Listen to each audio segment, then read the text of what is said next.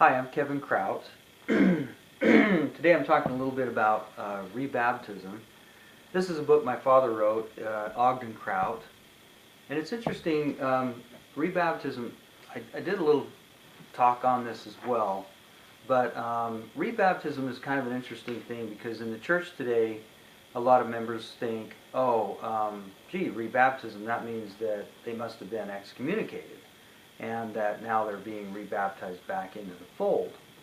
And so the first time that I had heard about this, I sat down and I said, well, what do you mean rebaptism? I don't get it, you know? And my dad sat down and he said, well, there was a lot of interesting things about rebaptism. Rebaptism was done for your health. You were rebaptized to bring health back into your body, which is an interesting story because one of the little old ladies, she was really sick and she sent for the elders to rebaptize her.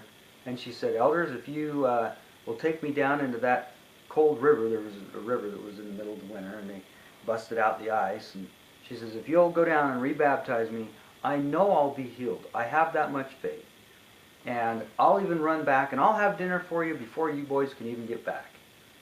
And they laughed and they said, okay, and they carried the sister down into the water and they rebaptized her, and when she popped up, she had all this energy, and they said she popped out of there like a jackrabbit, and off she went, hopping back up there to the house.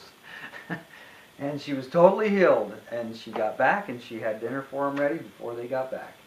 And so they sat down and had dinner. And so rebaptism was for healing. It was for before you got married, you were rebaptized. If you before you had any sacred covenants made or priesthood, anytime priesthood was done, they rebaptized people for that. It can be for a number of things. You just didn't feel worthy, and you wanted to be rebaptized. You could be rebaptized. And so it's a beautiful doctrine. It's a very wonderful thing. Many people had talked in the early days, the early Mormon people, and this is a doctrine of Mormonism. This is what the people believed. And many times they said that they'd walk by a thing of water and say, I'd love to be rebaptized. And people would get together and go and rebaptize. And Brigham, according to the records, was rebaptized around 7 times. And of course, when the saints got here to the valley, the Salt Lake Valley, everybody was rebaptized. They had a big rebaptism or revival type thing. They kind of instituted a lot of religious beliefs back into their systems. So rebaptism, I'll read a little thing here. It's kind of interesting. This is out of Revelations, and he says, I know thy works and thy labor and thy patience, and how thou canst not bear them which are evil.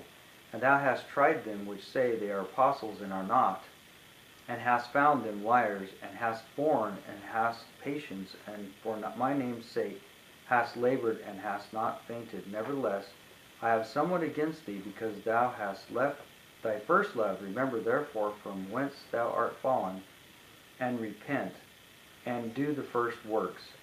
First works meaning baptism. Or else I will come unto thee quickly, and will remove thy candlestick out of his place, and except thou repent. Revelations 2, verse 2 through 5. So, rebaptism was something that was brought back in this dispensation.